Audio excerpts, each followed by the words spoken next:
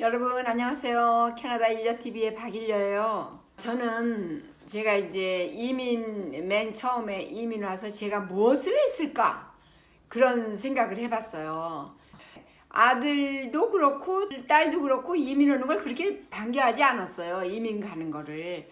아들인 경우에는 또 제가 막 담임 선생님한테 가서 설득 좀 해달라고 그 정도로 서울대학교 갈 거고 여기서 군대도 갈 거고 반대보다도 가고 싶지 않다 이런 식으로. 딸도 거기 가면은 우리가 엄마한테 잘 못할 것 같은데 막 이러는 거예요. 거기는 개인주의가 너무 발달해서 막 이래요. 그런데 이제 제가 이제 너무 무서우니까 아빠가 이제 뺑소니 교통사고로 돌아가고 그리고서 아들하고 딸하고 이렇게 세 식구 사는데 정말 무섭더라고요. 이렇게 뺑소니라는 것을 또 당하지 않을까? 뭐 이러면서 뺑소니 이거는 정말 제 인생에 저는 그런 일이 있으리라고 생각을 못했어요. 그랬는데 저한테 그런 일이 닥친 거예요. 세상에 그런 일이 어떻게 있을 수 있겠어요? 그냥 우리 남편을 치우고 그냥 도망을 간 거예요. 그런 일을 당하고 정신없이 이민 수속해서 캐나다를 온 거죠. 캐나다가 뭐 좋은지 나쁜지 그런 거 저는 따지지 않았죠. 사전답사도 안 했으니까요. 그냥 무조건 한국을 피해서 간다. 너무 무서우니까. 한국에서 이제 아들, 딸이 조금 학교에서 늦게 오잖아요. 그럼 제가 너무 불안한 거예요, 막. 그래서 이제 누구는 또 그러면은 애들만 유학을 보내라 캐나다로 뭐 이런 말 하는 사람도 있어요. 저는 절대 그렇게 못하죠. 아니 제가 세 식구가 있는데 어떻게 애들만 보내고 저 혼자 살 수 있겠어요 한국에서? 그거는 사는 게 아니죠. 그래서 이제 이민 수속을 한 거거든요. 근데 캐나다가 뭐 좋고 나쁘고를 떠나서 무조건 온 거예요. 캐나다가 춥다는 거, 아주 춥다는 거 하나만 알고 왔어요. 그러니까 거기는 뭐 너무 춥다 막 이러면서. 그래서 이제 내복도 물론 사갖고 왔는데 한번 입어보지도 않았죠. 저는 내복을. 하나도 안 춥다 막 그러면서 다녔으니까요. 그랬는데 캐나다에 딱 와서 비행기 트랩을 딱 내려서 무엇을 했겠어요? 도착을 해가지고서는요. 이 캐나다 너무 좋다 막 그러면서 이제 세 식구가 막 다녔어요. 정말 너무 좋지 않냐? 막 그러면서. 그렇게 이제 살다 보니까 여기는 이제 보증금이라는 게 없잖아요. 전세. 한국은 전세가 있잖아요. 정말 세계에서 전세 있는 나라가 없대요. 근데 대한민국은 있는 거예요. 전세가. 그게 있으면 얼마나 좋겠어요? 근데 여기는 와보니까 전세가 없으니까 다달이 렌트비가 막 팍팍 나가는 거예요. 그러니까 이걸 정말 달세를 한 번도 살아보질 않았잖아요. 한국에서. 그랬는데 달세가 막 나가니까 갖고 온 돈은 적죠? 정말 걱정되더라고요. 그래서 제가 이제 맨 처음에 오자마자 한 일은 그때는요 한국 식품도 없었어요. 별로. 롯데 식품이라고 아주 그냥 조그만 한국 식품이 있었거든요. 우리 집 행길 건너서. 그래서 거기 가서 신문도 한국일보 한 가지밖에 없었어요. 근데 지금은 얼마나 많은 신문이 있어요. 뭐 신문도 그렇지만은 주간지라든가 뭐 바이위클리 뭐 그런 일간지라든가 뭐 신문이 너무 많은 거예요. 소식을 접하는 게. 근데 지금은 그렇지만 그때는 제가 이민 왔을 때는 오로지 한국일보 하나만 있었어요. 교차로도 없고 아무것도 없었어요. 그래서 롯데식품이라는 데 가서 지금은 없어졌어요. 롯데식품이. 근데 이제 거기 가서 신문을 구해다가 무조건 구인 광고란을 보는 거죠. 뭐를 어떻게 해야 되지? 일을 해야 되잖아요. 사람이. 이민을 왔는데 가만히 있으면 어떻게 했어요? 딱 보니까요. 음식점 잡이 있어요. 보니까 냉면집이었어요. 그러니까 냉면집에 연락을 했어요. 웨스턴 로드라고 그냥 쭉 가는 거예요. 웨스트 쪽으로. 그 집을 찾아가지고 들어가서 일하겠다. 그래가지고 저는 정말 내가 지금 생각해도 좀 너무 용감한 것 같아요. 용감. 정말 그래요. 저는 여러분. 저는 용감 빼놓으면 정말 아무것도 아닌 것 같아요. 그러니까 모든 것을 다 이렇게 부딪히는 거죠. 그래가지고 웨스턴 로드로 버스를 타고 차도 없잖아요. 버스를 그냥 여기저기 갈아타고 그래서 가서 취직을 했어요. 그 이제 냉면집에서. 그러니까 제가 뭐 음식을 뭘 할 줄 알았겠어요 그때? 저는 한국에서 이불 가게 하느라고 뭐 음식 김장도 한 번 담궈보질 않았어요.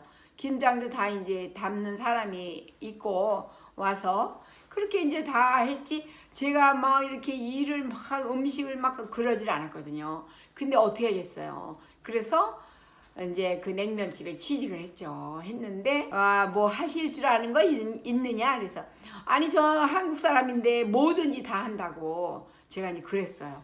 하여튼 그래서 냉면집에 이제 취직을 해가지고 열심히 다녔어요. 정말 열심히 다니는데 거기서 이제 냉면도 배우고 해는 것도 보고 냉면 나가기 전에 족발이 나가요. 돼지 족발.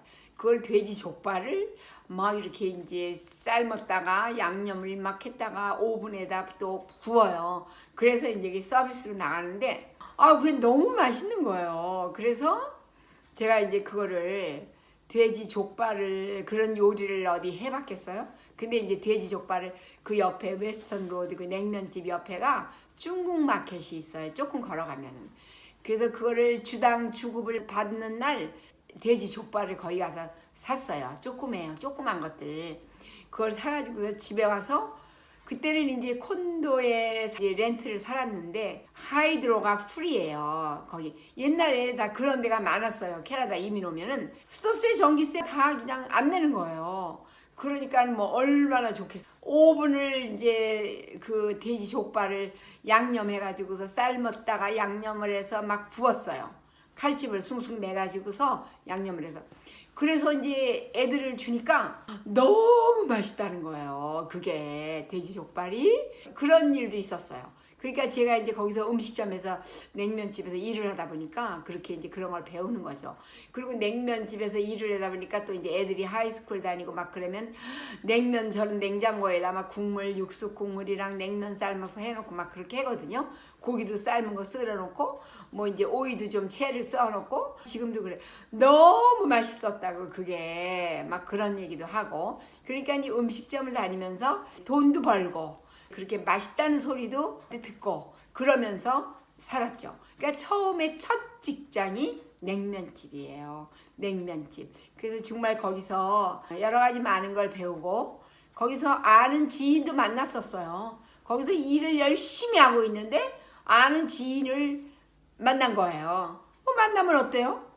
뭐 그 사람이 나 보태주나요? 아니잖아요. 저는 이민 와서 열심히 살아야 되니까 뭐 가릴 게 없어요. 가릴 게. 누가 내가 없으면 누가 나를 갖다 단돈 뭐 1분을 주겠어요? 10분을 주겠어요? 아무 소용이 없어요. 그렇죠? 만났는데 뭐 괜찮아요. 저는 아무렇지도 않았어요. 열심히 해서 돈을 벌어서 빨리 렌트 내야 되고 뭐 자식들 먹고 살아야 되니까 나를 도와줄 사람 아무도 없거든요. 그러니까는 정말 열심히 이민 와서 정말 열심히 살았죠. 그러니까 첫 번째 직장이 그 냉면집이었어요. 근데 그 웨스턴 로드에 있는 냉면집이 지금 없어졌어요. 없어졌어. 그게 이제 다 문을 닫았더라고요. 그러니까 하여튼 제일 첫 번째 직장을 거기를 구해서 정말로 열심히 다녔습니다. 여러분 이민 생활이에요. 이게 바로 이민 생활. 제가 뭐 음식점 일을 해봤겠어요? 하나도 안 해봤어요. 근데 할 수 없이 했죠. 하고 열심히 살았고 또한 이제 음식 맛있어 보이면 막 애들 해주느라고 막 그랬어요. 누구나 다 그렇게 이민 생활을 하셨을 거예요. 근데 저 같은 경우는 조금은 틀렸어요. 남편이 안 계시니까. 남편이 한국에서 돌아가시고 뺑소니로 돌아가시고 이렇게 왔는데 제가 뭐 누구한테 기댈 때가 있어요? 뭐 어떻게 할 때가 있어요? 제가 막 다 해야 돼요. 뭐든지. 그러니까 정말 그러면서도 해피하게 살 수 있었던 거는 자식 때문이었죠. 자식이 뭔지. 그렇죠?